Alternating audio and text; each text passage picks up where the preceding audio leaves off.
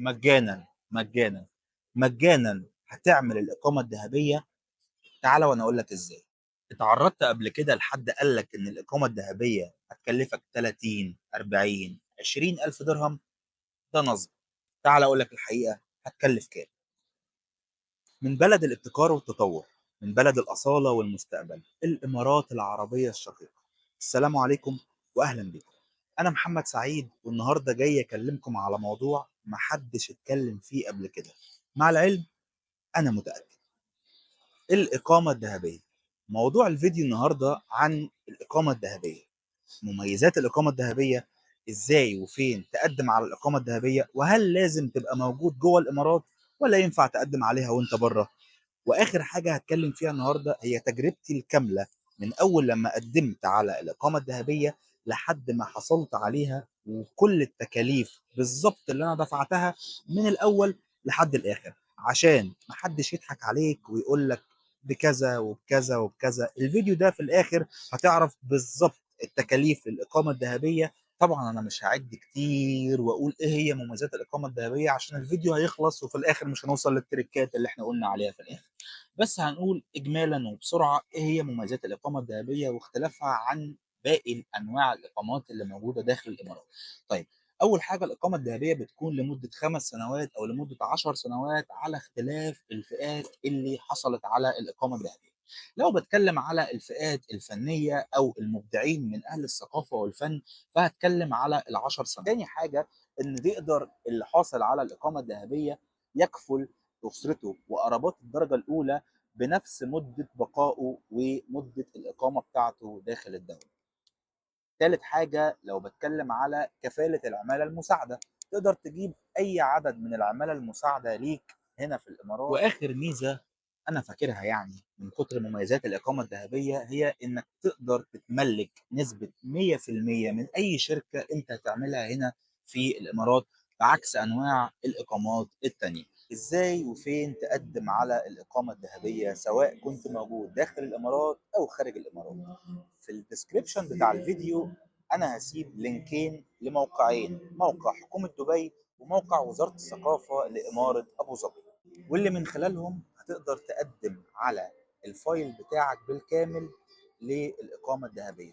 طبعا في حد هيسالني وهيقول لي طب هو انا تبع انهي فئه؟ انا بتكلم في الفيديو ده على فئه المبدعين من اهل الثقافه والفن، واللي من خلاله هتقدر تقدم على الإقامة الذهبية في الموقعين اللي أنا سايبهم في الديسكريبشن بتاع الفيديو. فئة المبدعين من أهل الثقافة والفن دي الفئة اللي أنا حصلت منها على الإقامة الذهبية. بعد لما تدخل على موقع من الاثنين اللي أنا حاططهم في الديسكريبشن، وخلي بالك من التركات، ما تقدمش في الموقعين، قدم في واحد بس فيهم، ولو لا قدر الله جات لك رفض على المعاملة بعد فترة قدم على الموقع التاني. لما تقدم على الإقامة الذهبية في الموقعين دول ويجي لك الموافقة، بيكون عبارة عن جواب ترشيح. جواب الترشيح ده أول لما بيوصلك بالموافقة كده نقول ألف مبروك.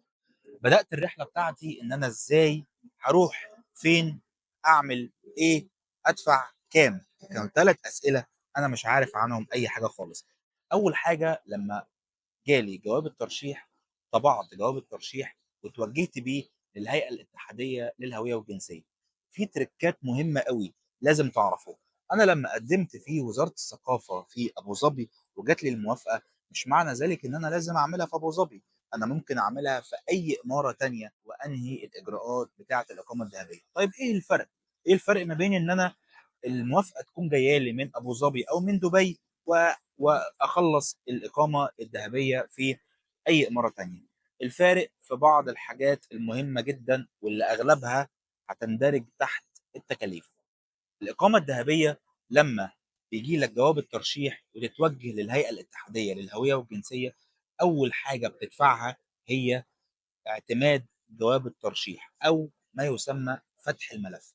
في ناس كتيره جدا بتسمع ارقام كتيره تانية، 7000 و8000 و10000 واكتر واكتر واكتر، لكن الحقيقه الاقامه الذهبيه لما عملتها كانت في راس الخيمه كلفتني 4600 درهم. دفعتهم ازاي؟ اول حاجه خالص كان 200 درهم جواب الترشيح للهيئه الاتحاديه للهويه والجنسيه.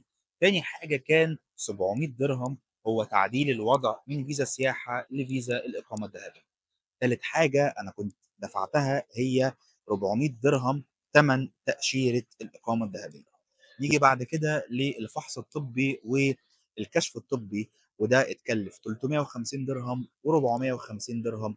واخر حاجه هي اصدار الهويه والاقامه والتصوير، كان ب 2500 درهم.